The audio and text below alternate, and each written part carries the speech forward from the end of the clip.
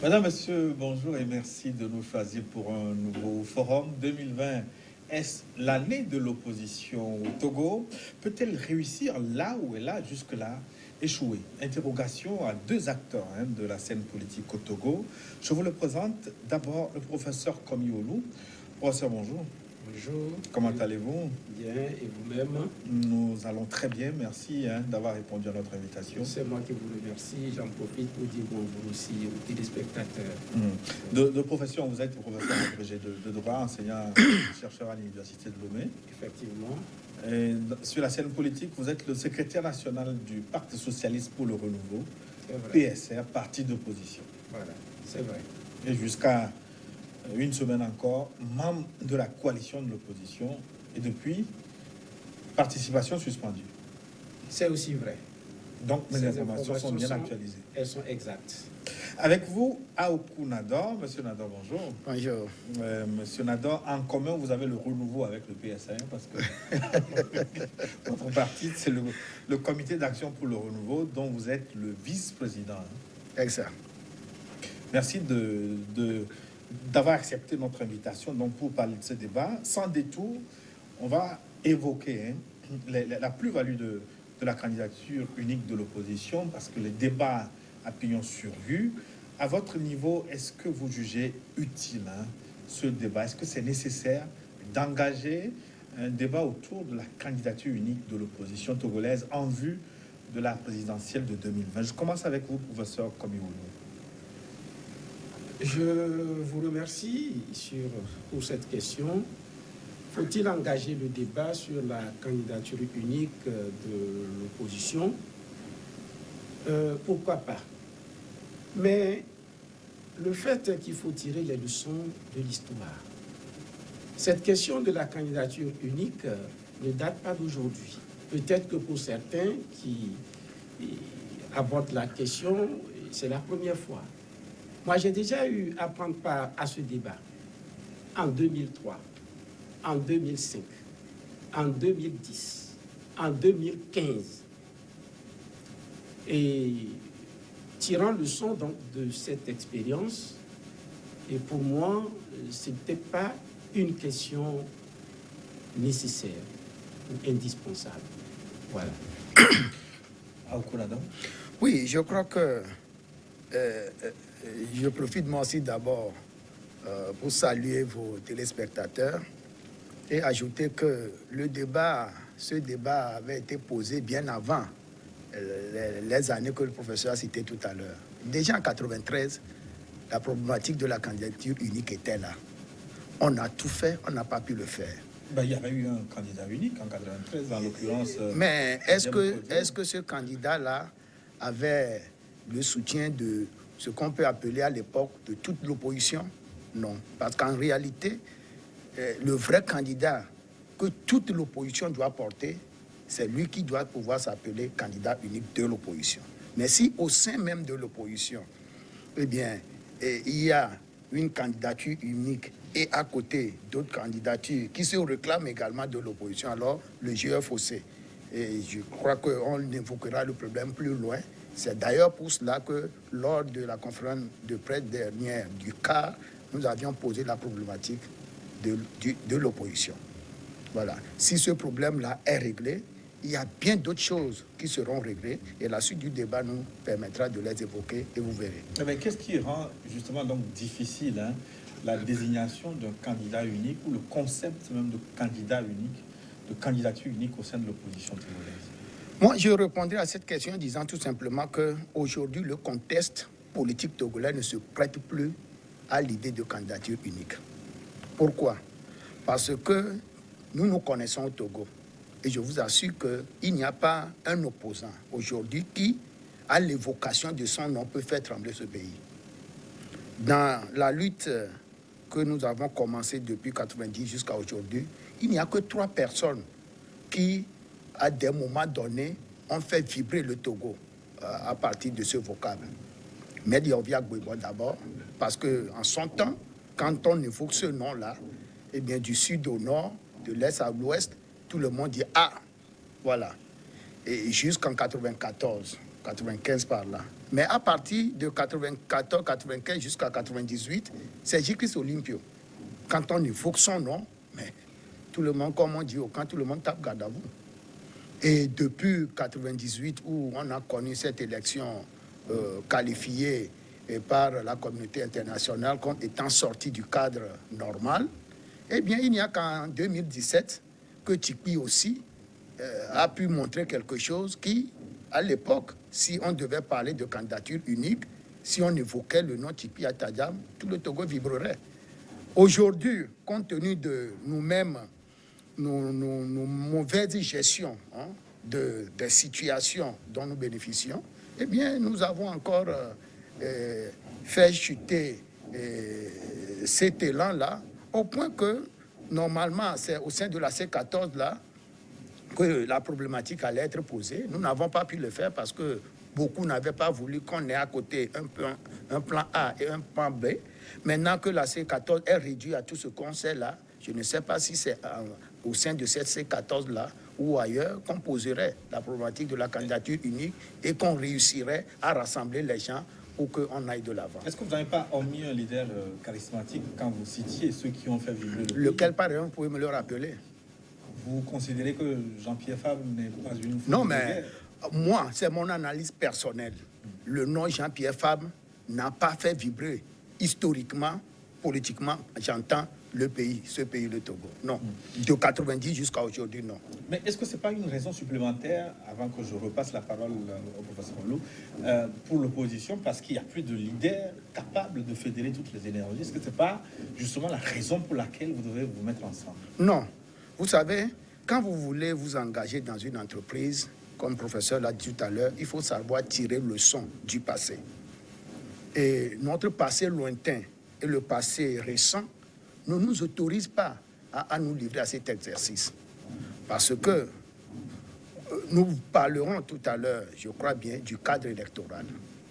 Parce qu'avant d'aller à une élection, il faut savoir dans quelles conditions on y va.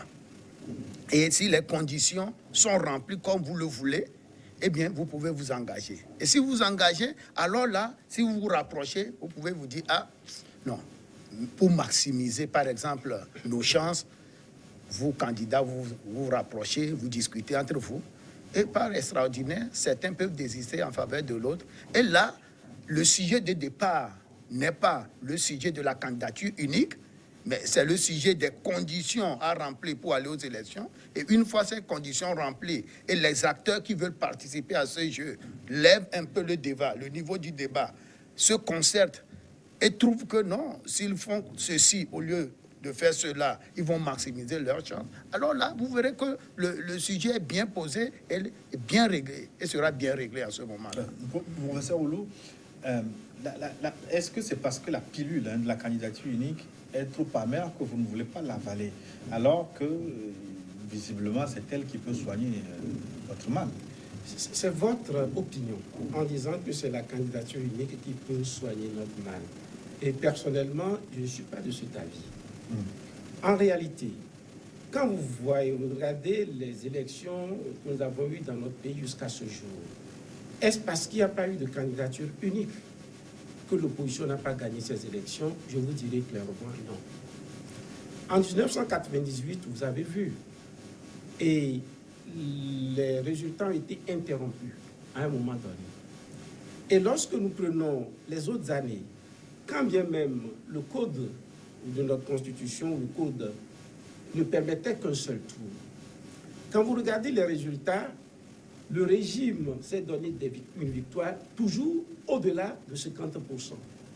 Si par exemple le régime avait gagné, disait qu'elle avait gagné à 38%, et qu'un opposant a obtenu 23% ou 25%, l'autre opposant, on pourrait dire, en faisant la somme donc, de ces deux résultats, on l'aurait dépassé. Ce qui voudrait dire que dans toutes les circonstances, disons, en tout cas ce que nous avons obtenu jusqu'à ce jour, dès le premier tour, et le régime dit avoir gagné au-delà de 50%. Cela voudrait dire que même si on avait eu un candidat unique, le problème n'aurait pas été réglé. Quand nous faisons les mauvais diagnostics, peut-être que nous aboutirons aux mauvaises solutions. Vous vous direz, est-ce que c'est parce qu'on a eu plusieurs candidats que finalement il a pu obtenir au-delà de 50%, ça également je ne le crois pas.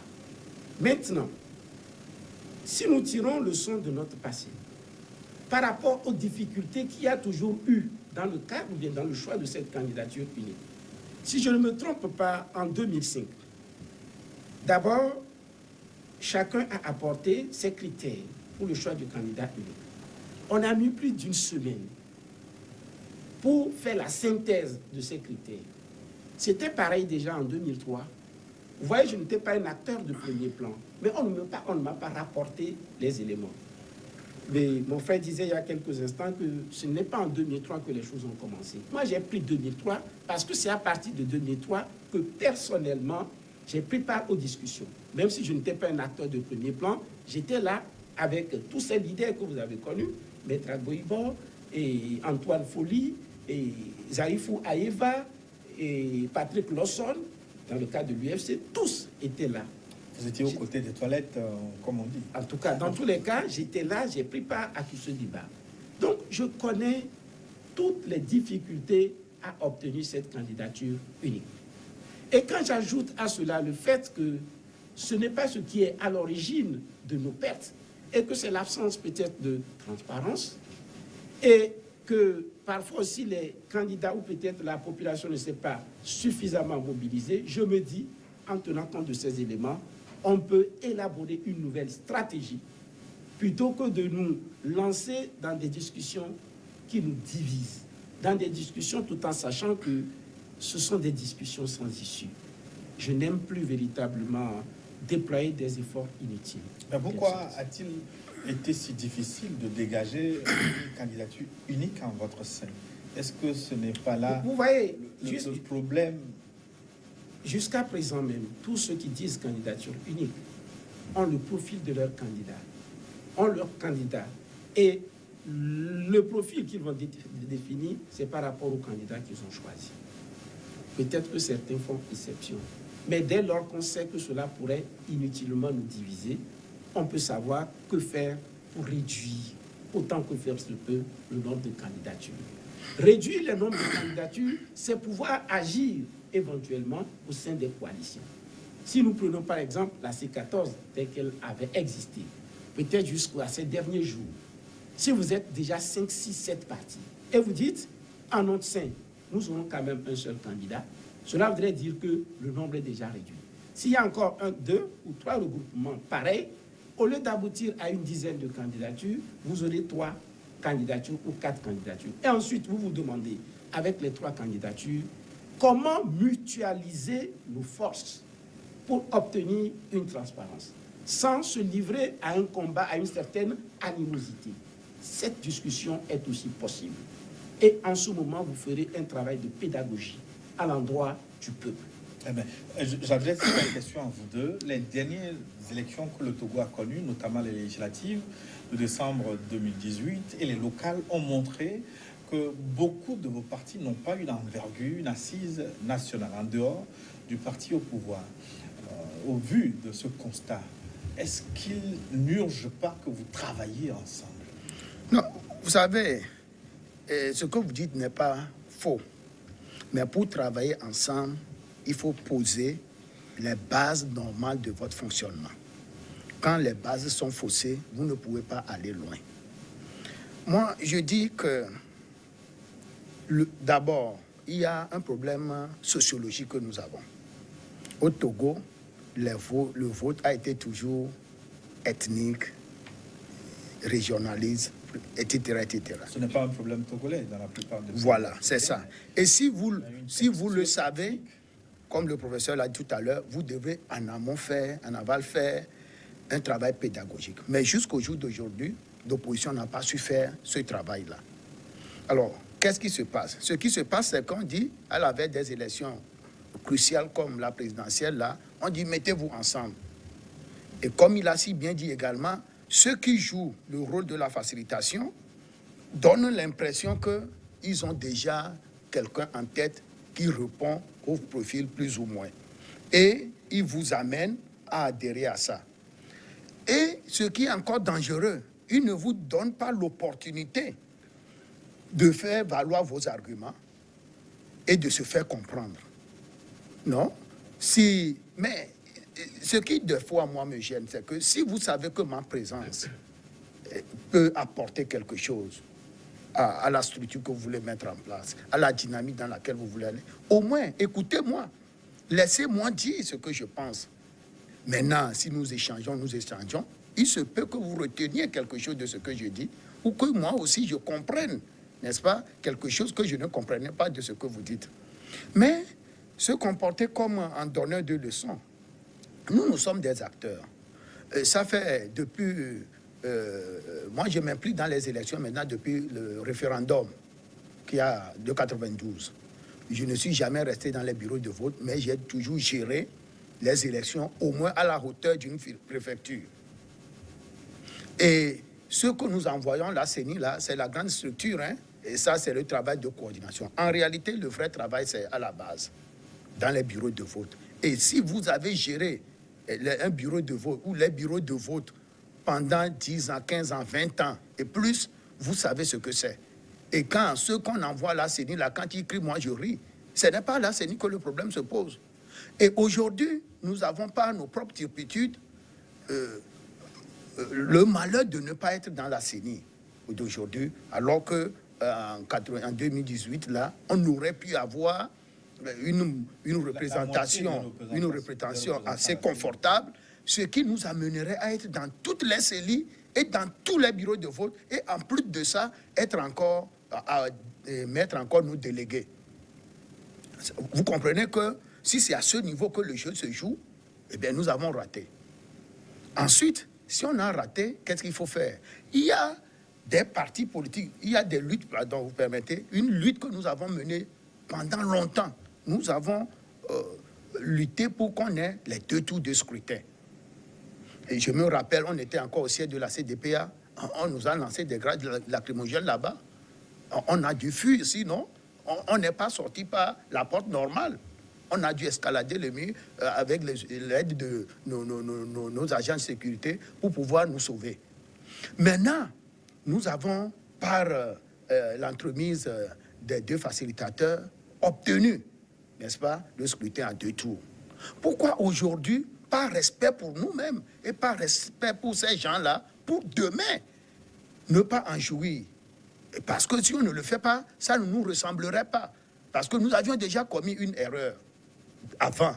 C'est l'erreur qui consiste à refuser d'aller prêter serment et envoyer nos représentants à la CENI. Alors, ceux qui ont fait le travail pour que l'UFC, qui se considérait un parti extra-parlementaire, tout en étant au gouvernement, et qui refusait ici, n'est-ce pas, de sortir, eh bien, c'est sous la pression des autres que l'UFC a finalement cédé. Mais par respect pour ces gens-là, eh bien, nous n'avons pas accepté d'aller prêter serment et siéger. Si aujourd'hui le même problème se pose, qui nous allons approcher? Et en plus de ça, entre nous, Togolais, nous refusons aussi de nous parler. Ça veut dire que tous ceux qui parlent aujourd'hui de candidature unique, de ceci ou de cela, il y a un problème fondamental qu'ils doivent avoir à l'esprit. Est-ce qu'ils sont prêts à approcher le pouvoir pour on se parle entre nous, Togolais? Si ça ne réussit pas, est-ce qu'ils sont prêts à ce qu'on approche, ne serait-ce que la CEDEAO encore, etc. Mais est-ce que ceux qui ont incarné la CEDEAO à l'époque pour nous aider et qui ont fait le travail excellent qu'ils ont fait là, que nous avons battu en brèche, est-ce qu'ils seraient encore prêts à venir nous soutenir, nous aider à faire le travail? Voilà, entre autres, quelques éléments qu'on doit avoir à l'esprit. Les gens sont actuellement en prison. Des gens sont actuellement dans les salles de santé, dans les hôpitaux. D'autres sont encore hors de notre pays à cause de cette revendication-là. Scrutin à 2 tours. Maintenant, on l'a. Peut-être non pas comme nous le voulons, mais on l'a quand même. Et moi, je l'ai dit la dernière fois au congrès de l'AFC, c'est un acquis que nous devons acter aujourd'hui. Et nous n'avons pas le droit, nous ne devons pas avoir de priver quelqu'un d'en jouir. Ouais. Et si je fais la synthèse de tout ce qu'on a dit jusqu'à présent, vous n'êtes pas contre une action unitaire de l'opposition. Elle est différente d'une candidature unique. Est-ce que c'est ce que vous voulez dire? J'avoue que c'est le résumé que j'ai fait pour vous dire, pour répondre à votre question, où vous avez observé que nos partis n'étaient pas des partis d'envergure et qu'on devait travailler ensemble. Et j'allais faire une observation principale d'abord. Travailler ensemble ne signifie pas forcément candidature unique. Il est possible qu'on puisse travailler ensemble, et moi je l'ai suggéré à maintes reprises également, sans forcément qu'on pose le principe de la candidature unique. Je le dis comme je l'avais déjà dit, par expérience, je connais les problèmes que la candidature unique pose. Et ensuite, ce n'est pas la solution qu'on pourrait dire absolue pour que nous puissions avancer. On peut faire autrement et pouvoir également avancer sans pouvoir chercher à se culpabiliser ou à culpabiliser les autres. Voilà. Mais est-ce que vous n'avez pas l'impression qu'au sein de l'opinion, cette unité d'action, cette candidature unique, sert, on va dire, d'élément galvanisateur des foules? On l'a vu en 2018, en 2017, après le soulèvement du 19 août, et l'action unitaire au sein de la coalition des 14, on a senti quand même que vos foules se sont mobilisées autour de vous. Vous l'avez dit, vous avez parlé de l'action unitaire. Vous n'avez pas parlé de candidature unique. Oui, l'action unitaire peut galvaniser les foules. Et aussi, c'est la pédagogie, c'est de la pédagogie que nous avons besoin.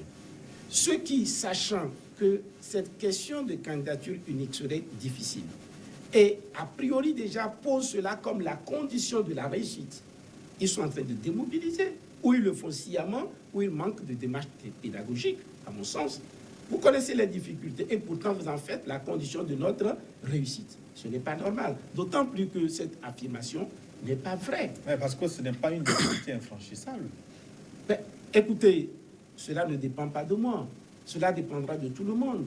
Vous dites que ce n'est pas une difficulté infranchissable. Et pourtant, de 2003 jusqu'à 2015, on s'est rendu compte qu'on n'y est pas parvenu. Il y a eu des regroupements qui ont eu leur candidature. Et je vous dis ceci, je dis que ce n'est pas une difficulté, et de la candidature multiple n'est pas un obstacle à une victoire de l'opposition. D'autant plus qu'aujourd'hui, comme je le dis, nous avons deux tours. Vous savez, quand vous dites candidature unique, voici ce à quoi on aboutit. D'abord, certains seront éliminés à un moment donné, contre leur gré, et n'attendez pas que cela apporte des soutiens francs au candidat qui a été retenu. Par expérience, je le sais. Et ensuite, il y a une base. Certains militants qui diront, si c'est lui, je ne le soutiens pas. C'est aussi possible. Maintenant que nous avons cette candidature, ils ont la possibilité de ces deux tours. Si nous parlons un même discours, nous demandons à la population, mobilisez-vous. Peu importe celui pour qui vous allez voter, mais mobilisez-vous. Et dans les bureaux de vote, mutualisez vos efforts. De sorte que moi, mon délégué, si j'étais candidat, et que vous, les candidats, votre délégué, tous les délégués, dans le bureau de vote, forment un duo inséparable. À deux, ils peuvent mieux défendre le résultat des urnes. Si finalement on se retrouve au second tour, l'un d'entre nous est éliminé, il n'y a pas de rancœur à l'égard du candidat qui a émergé. Il devient le candidat de nous tous. Cette pédagogie était possible. Sur ce discours, nous aurions pu mobiliser, sachant que c'était plus facile à réaliser pour nous. Nous posons un débat en amont, d'abord qui nous divise, avant d'arriver à la veille des élections, où on dira, parce qu'on ne s'est pas entendu sur la candidature unique, chacun se débrouille. C'est ce qui s'est fait. Pourquoi ce débat doit vous diviser? C'est là que beaucoup se posent des questions. Non, vous savez. Vous pensez, à la lumière de votre dernière conférence de presse sur le sujet, vous pensez que c'est parce qu'au sein de la famille des opposants au Togo, il y a beaucoup d'opposants génétiquement modifiés? Oui, je ne sais pas. Mais ce que je tenais à dire d'abord, c'est que vous savez, le professeur a dit quelque chose d'important. L'étape où on est, ça doit être une étape pédagogique. C'est fondamental.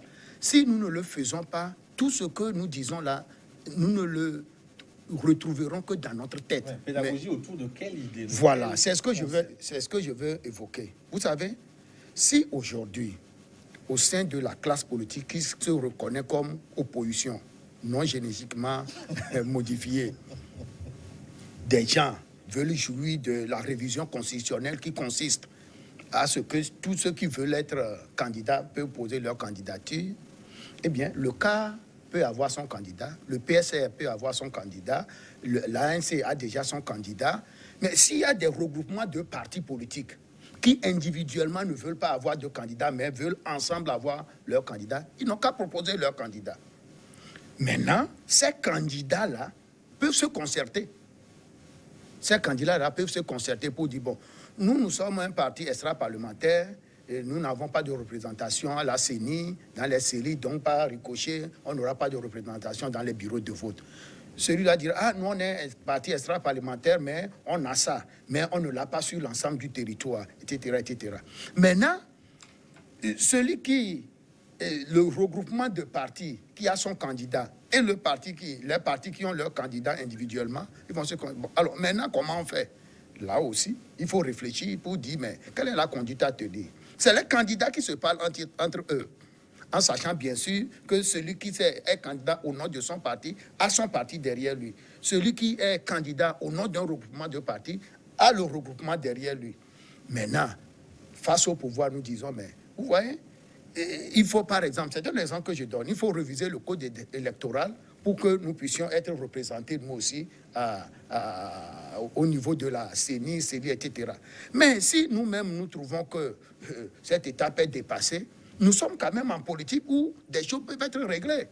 Eh bien, nous allons vers le pouvoir et nous disons non. Même si on ne peut pas réviser, ce n'est qu'un exemple que je donne, hein, même si on ne peut pas réviser le code électoral maintenant, pour que ceux qui se réclament de l'opposition puissent avoir leur représentation là-bas, parce qu'ils ne sont pas à l'Assemblée, etc., etc., eh bien, un accord politique qui a pour principe de mettre entre parenthèses la Constitution et un certain nombre de tests entre parenthèses pour régler un problème politique avant que les tests-là ne reprennent fonction, eh bien, on peut obtenir, par exemple, du pouvoir que ceux qui sont candidats et qu'on reconnaît comme de l'opposition aient, par exemple, une représentation dans chacun des bureaux de vote, dans les 6 000 bureaux de vote que le pays compte. Maintenant, si nous, qui nous retrouvons dans opposition, justement, connue... ce label d'opposition... Non, j'en viens. Vous disiez que ça pose problème. Oui, nous qui nous retrouvons de l'opposition, là, parce que nous nous sommes concertés, et nous savons que celui-là, nous pouvons compter, il est, etc., etc. Le quota, sur les 6 000, nous saurons comment cela est reparti entre nous. Parce que quand nous insistons sur ce truc-là, nous faisons allusion à un test que le gouvernement Humbo a proposé à l'Assemblée nationale, qui a été même étudié à la commission des lois. Le test devait arriver en plénière pour adoption pendant que les tractations du pouvoir ont fait reprendre la coopération. Et le pouvoir, sachant que ce qui était important pour lui, c'était la reprise de la coopération, eh bien, le pouvoir a taillé un autre test, en abandonnant le premier, un autre test à la dimension de je ne sais pas de qui. Et puis on dit, si vous voulez être, n'est-ce pas, vous voulez vous réclamer de l'opposition, écrivez au président de l'Assemblée qu'il envoie au ministère de l'administration territoriale et vous êtes de l'opposition. Mais même bien avant ça, quand on a passé l'APG, l'élection de 2007, qu'est-ce qui s'est passé? C'est le code actuel que nous avions utilisé, hein. Ça veut dire quoi? Pour les désignations extra-parlementaires, si l'opposition... Il y a 3 partis politiques. Si l'opposition désigne 2, eh bien, dans les 3 représentations de la société civile, c'est un seulement que l'opposition a. Si le pouvoir désigne 2 de la société civile, c'est 1 de parti politique qu'il aura. Et actuellement, c'est ce qui s'est fait. L'opposition extra-parlementaire est représentée aujourd'hui à la CENI par le cas et l'ADI. Maintenant, la société civile de M. Uroja Kondo, considérée comme opposition, c'est ça. Ça fait 1, donc c'est ça. Maintenant, M. Kolani, le PDR, est considéré comme opposition extra-parlementaire, mais il a été coopté par le pouvoir. Et M. Kolani dit que son action s'inscrit dans la logique du pouvoir. Maintenant, les 2 autres de la société civile, voilà comment ça se désigne. Quand on devait aller aux élections législatives de 2007, c'est la même chose que nous avions faite. Et nous avions, l'opposition a coopté 2 sociétés civiles, le COPED d'alors et le GF2D. C'est l'ANC qui a coopté ID d'Akpotui. Alors, nous avions considéré à l'époque que ID ne pouvait pas avoir de représentation sur l'ensemble du territoire. Et donc là où ID lui-même constate qu'il n'a pas de représentation, il devait faire appel aux autres partis de l'opposition pour compléter. Mais quand le monsieur est arrivé là-bas, il a dit non. Et c'est lui-même qui s'affirme. Et on a constaté dans les faits qu'en réalité, les gens qu'il a mis dans les bureaux de vol, c'est les gens du pouvoir. Et il a rompu carrément avec nous. Maintenant, si on définit clairement comment le thème de l'opposition, comment ça va fonctionner, et que ceux qui se retrouvent là-dedans, et qu'ils cooptent des gens qui ne peuvent plus nous faire ce jeu-là, eh bien, on est tranquille. On est tranquille. Parce que le texte proposé par Humbo faisait voir deux aspects. Le premier aspect, c'est que quoi? Ou bien vous êtes au gouvernement. Premier aspect. Deuxième aspect, vous n'êtes pas au gouvernement, mais vous accompagnez l'action du gouvernement. Alors, ce qui a fait retirer l'UFC avant l'élection législative dernière, c'est cet élément-là que les représentants de l'opposition ont fait valoir à Condé et à Nana Akufo-Addo, qui ont dit non, mais comment quelqu'un peut être au gouvernement et être encore de l'opposition? Et c'est cet argument-là qui a servi à convaincre fort pour que l'UFC... Et de façon qu'après l'élection-là, l'UFC, elle-même, voulant se conformer, voulant faire gentry, a fait quoi? A dit, je ne siège plus au gouvernement. Et maintenant, il est chef de file de l'opposition. Personne ne dira plus que l'UFC est au gouvernement. Mais le second aspect est là. Parce que l'UFC accompagne, n'est plus au gouvernement, mais accompagne l'action du gouvernement, puisque la loi sur la décentralisation, non, la loi sur la manifestation, l'UFC a voté pour. Oui, mais est-ce que ça suffit? Ça ne suffit pas. Mais si on, si on clarifie ça, ça nous arrange au niveau de l'opposition. Est-ce qu'on peut clarifier dans les tests l'appartenance à l'opposition? Pourquoi le test de Humbo a pu le faire? Pourquoi le test de Humbo a pu le faire? Le cas n'est pas assez opposant. J'ai déjà entendu ça. Oui, mais si on s'appuyait sur la proposition du gouvernement Humbo, le problème est réglé. Et l'Union européenne, qui mettait la pression à l'époque, avait eu son mot à dire sur ce test. On va demander l'avis d'un juriste sur la question. Avant de revenir à cette question d'opposition, je vais vous dire, vous avez posé une question fondamentale. Pourquoi est-ce qu'il est aussi difficile de pouvoir choisir un candidat unique dans l'opposition? Je vous disais que chacun avait le profil de son candidat. Ce n'est pas tout. J'ai essayé de donner quelques éléments ici, dans les débats, quand vous écoutez les uns et les autres. Les critères qui vont intervenir, on peut parler de l'origine de la personne, donc l'origine régionale ou ethnique de la personne. Je prends ce facteur, par exemple. Les gens vous diront que, écoutez, pour pouvoir diviser les voix du Nord, choisissons quelqu'un du Nord. D'autres vous diront, dans le cas de ce schéma de candidature unique, les hommes du Nord ont déjà fait 40 ans ou 50 ans au pouvoir. Ce sont des choses que nous entendons. Hein. Nous prenons ce critère, ça. Certains vous diront, c'est l'assise politique. Donc, du parti qui fournit le candidat, son assise politique. D'autres vous diront, l'élection présidentielle, c'est la rencontre entre un homme et le peuple. Je prends un autre critère. On parlera de l'intégrité morale de la personne. D'autres vous diront qu'il n'y a aucun facteur, aucun critère permettant d'aboutir à cela. D'autres parlent de l'adresse, le carnet d'adresse du candidat, parce qu'il a des entrées dans les chancelleries, il a des relations avec les... etc. D'autres vous diront c'est son expérience dans les affaires, parce qu'il a déjà fait le gouvernement, ou peut-être il a dirigé des institutions, etc. Et d'autres sont allés jusqu'à parler du tirage au sort de ce candidat. Vous voyez, quand vous êtes un homme raisonnable et que vous écoutez tous ces éléments, vous vous dites, nous ne nous engouffrons pas dans des débats qui seront de nature peut-être à détruire notre unité d'action. Oui, mais est-ce que ces critères ne sont pas révélateurs d'un climat qui empêche l'opposition de travailler ensemble? Ce n'est pas ça. C'est que les élections ne sont pas mathématiques. Où on peut dire 1 + 1